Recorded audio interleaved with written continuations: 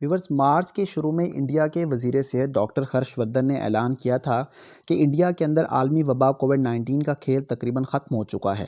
ہرش وردھن نے وزیر اعظم نریندر مودی کی قیادت کو یہ کہتے ہوئے سراہا تھا کہ ان کی قیادت نے دنیا بھر کے اندر ایک مثال قائم کی ہے۔ جنوری کے بعد سے انڈیا نے ویکسین ڈپلومیسی کے طور پر بیرونی ممالک میں ویکسین کی خوراکیں فراہم کرنا بھی شروع کر دی تھیں اور دنیا بھارت کو ایک کیس اسٹڈی کے طور پر لے رہی تھی کہ کس طریقے سے بھارت نے کورونا وائرس کے اوپر قابو پا لیا ہے۔ گزشتہ سال ستمبر کے وسط میں انفیکشن کا اوسط جہاں روزانہ 93,000 سے زیادہ تھا، اس کے بعد سے اس میں متواتر کمی دیکھنے میں آئی اور یہ کم ہو کر 11,000 یومیہ تک آ گیا تھا۔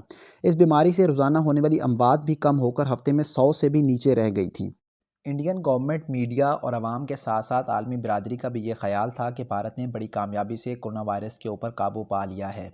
مرکزی بینک کے کچھ عہدیداروں نے دسمبر میں اس چیز کا اعلان کیا تھا کہ بھارت کووڈ-19 کو کمپلیٹلی اس وقت ڈیفیٹ کر چکا ہے اور بھارت کی معیشت میں بڑی تیزی سے اب ترقی دیکھنے میں آئے گی۔ لیکن فروری کے آخر میں انڈین الیکشن کمیشن نے 5 ریاستوں میں اہم انتخابات کا اعلان کیا، جہاں 18 کروڑ 60 لاکھ سے زیادہ ووٹرز 824 نشستوں کے لیے ووٹ ڈالنے کے اہل قرار پائے۔ 27 مارچ سے شروع ہو کر یہ انتخابات 1 ماہ تک جاری رہنے والے تھے اور ریاست مغربی بنگال کے معاملے میں ووٹنگ 8 مراحل میں ہونا قرار پائی۔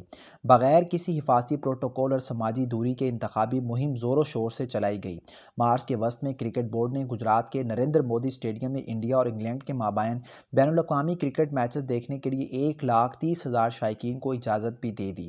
ایک مہینے سے بھی کم عرصے میں بھارت میں چیزیں بڑی تیزی سے الٹنا شروع ہو گئیں اور انڈیا وائرس کی تباہ کن دوسری لہر کی لپیٹ میں آ گیا اور متعدد شہروں کے اوپر لاک ڈاؤن کی تلوار لٹکنے لگی۔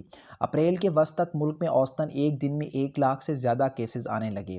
اتوار کے روز انڈیا میں 2,70,000 سے زیادہ نئے کیسز سامنے آئے، جبکہ آج بھارت میں 3,14,835 نئے کیسز ریکارڈ کیے جا چکے ہیں۔ دی لینسٹ کووڈ-19 کمیشن کی ایک رپورٹ کے مطابق اگر انفیکشن کی یہ رفتار نہ روکی گئی تو جون کے پہلے ہفتے تک انڈیا میں روزانہ 2,300 سے زیادہ اموات ریکارڈ کی جا سکتی ہیں۔ انڈیا اب صحت عامہ کی ایمرجنسی کی شدید گرفت میں ہے۔ سوشل میڈیا ایسی بے شمار ویڈیوز میں بھرا پڑا ہے جہاں قبرستانوں اور شمشان گھاٹوں میں کووڈ سے مرنے والوں کی آخری رسومات کے لیے بھیڑ، ہسپتالوں کے باہر مرنے والوں کے غمزدہ لواحقین، سانس لینے کے لیے بے چین مریضوں کو لے جانے والی ایمبولینسوں کی لمبی قطاریں اور لاشوں سے بھرے مردہ خانہ نظر آتے ہیں۔ یہ بھی دیکھا جا سکتا ہے کہ ہسپتالوں میں اور راہداریوں پر مریضوں کی بھیڑ ہے اور کبھی کبھی ایک ہی بستر پر 2-2، 3-3 اور 4-4 مریض بھی نظر آتے ہیں۔ ہسپتالوں میں بیڈ، میڈیسنز، آکسیجن اور ضروری ٹیسٹوں کے لیے کی جانے والی فون کالز کی بھرمار ہے۔ دوائیاں بلیک مارکیٹ میں فروخت ہو رہی ہیں اور ٹیسٹ کے نتائج میں کافی روز لگ رہے ہیں۔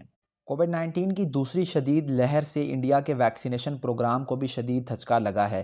دنیا بھر میں ویکسین جو بھارت پہلے ایکسپورٹ کر رہا تھا، بھارت نے دنیا بھر سے ویکسین کو امپورٹ کرنے کا اعلان کر دیا ہے۔ سیرم انسٹی ٹیوٹ آف انڈیا، جو ملک اور دنیا کی سب سے بڑی ویکسین ساز کمپنی ہے، کا کہنا ہے کہ وہ جون سے قبل سپلائی نہیں بڑھا سکتے کیونکہ اس کے پاس صلاحیت کو بڑھانے کے لیے اتنا فنڈ موجود نہیں ہے۔ انڈیا نے Oxford AstraZeneca corona virus vaccine کی تمام برآمدات پر عارضی طور پر پابندی لگا دی ہے کیونکہ فوری طور پر ملک میں ان خوراکوں کی ضرورت ہے اور اس نے غیر ملکی ویکسینز کی درآمد کی اجازت بھی دے دی ہے۔ طلب میں شدید اضافے کو پورا کرنے کے لیے اب آکسیجن کی درآمد کا بھی امکان ظاہر کیا جا رہا ہے۔ اس کے ساتھ ساتھ بی سی سی آئی نے بھارت میں آئی پی ایل کا آغاز بھی کر دیا۔ آئی پی ایل کے جوش و خروش کو دیکھ کر یوں لگتا ہے کہ شاید بی سی سی آئی کو یہ پتہ ہی نہیں ہے کہ بھارت میں کورونا وائرس کی کیا صورتحال چل رہی ہے۔ بھارت کی جن ریاست میں انتخابات چل رہے تھے، وہاں پر جو ریلیز نکالی گئیں ان کے اندر بھی کسی قسم کے ایس او پیز کو فالو نہیں کیا گیا۔ ستم ظریفی تو یہ ہے کہ بڑے بڑے سیاسی رہنما جا کر خود ان ریلیز کی قیادت کرتے رہے اور اس کی وجہ سے بھی وائرس پھیلنے لگا۔ اس کے ساتھ ساتھ اگر ہم مذہبی تہواروں کی بات کریں تو بھارت میں پچھلے سال تبلیغی جماعت کے اوپر کافی باتیں کی گئی تھی، لیکن اس سال کمبھ میلہ میں لاکھوں لوگوں کی شرکت نے ایک دفعہ پھر سے ایس او پیز کے اوپر سوالیہ نشان کھڑا کر دیا ہے۔ اس کے ساتھ ساتھ جیسے ہی بھارت میں کووڈ-19 کے کیسز میں کمی دیکھنے میں آئی، لوگوں نے سماجی فاصلہ بھی چھوڑ دیا۔ لوگ ایس او پیز کے اوپر عمل کرنا بھی بھول گئے، جس کی وجہ سے بھی کورونا وائرس کو تیزی سے پنپنے میں مدد ملی۔ انفیکشن میں کمی کے ساتھ لوگوں نے ویکسینیشن کے اندر بھی کم دلچسپی دکھانا شروع کر دی۔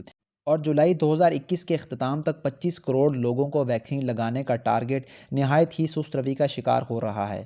یہ کچھ فیکٹرز ہیں جن کی وجہ سے ہم یہ کہہ سکتے ہیں کہ بھارت میں کرونا وائرس نہایت تیزی سے دوبارہ پھیلنا شروع ہو چکا ہے۔ آج بھارت کے اندر صورتحال آؤٹ آف کنٹرول ہو چکی ہے۔ تمام ہاسپٹلز اپنی فل کیپیسٹی پر کام کرنے کے باوجود بھی صورتحال پر کنٹرول نہیں کر پا رہے۔ آنے والے دنوں میں ہو سکتا ہے کہ بھارت میں ایک دفعہ پھر سے لاک ڈاؤن لگایا جائے۔ کچھ ریاستیں اب بھی لاک ڈاؤن لگانے کی بات کر رہی ہیں، لیکن نریندر مودی کا یہ کہنا ہے کہ لاک ڈاؤن لگانے کی طرف ابھی ہمیں نہیں جانا چاہیے، کیونکہ اس طرح ملک کی معیشت کو کافی نقصان پہنچتا ہے۔ اگر ہم پاکستان کی بات کریں تو یہاں پر بھی کرونا وائرس کے کیسز میں بڑی تیزی سے اضافہ ہوتا ہوا دکھائی دے رہا ہے۔ اموات کی شرح کے اندر بھی اضافہ پایا جا رہا ہے۔ لوگ سماجی فاصلہ اور SOPs کے اوپر کسی قسم کا عمل نہیں کر رہے۔ گورنمنٹ کی سطح کے اوپر بھی کوئی خاص قسم کی سنجیدگی نہیں دکھائی دے رہی۔ اس سے پہلے جب پاکستان میں کرونا وائرس کی فرسٹ ویو آئی تھی تو گورنمنٹ نے کافی سنجیدہ رویہ اختیار کیا تھا، جس کی وجہ سے ملک کے اندر کرونا وائرس نے بڑی تیزی سے پھیلاؤ نہیں دکھایا تھا۔ لیکن اس بار حکومتی سنجیدگی اور عوامی سنجیدگی میں کمی کی وجہ سے حالات خطرے کی گھنٹی کی طرف جاتے ہوئے محسوس ہو رہے ہیں۔ ضرورت اس امر کی ہے کہ آج حکومت کی بجائے عوام خود کرونا وائرس کے اوپر قابو پانے کے لیے اٹھ کھڑی ہو۔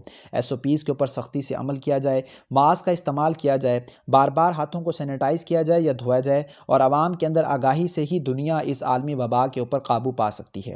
اس ویڈیو کو لائک کیجئے، دوسروں کے ساتھ شیئر کیجئے، اپنے پیاروں کا خیال رکھیے۔ نیکسٹ ویڈیو تک کے لیے مجھے دیجئے اجازت۔ اللہ حافظ۔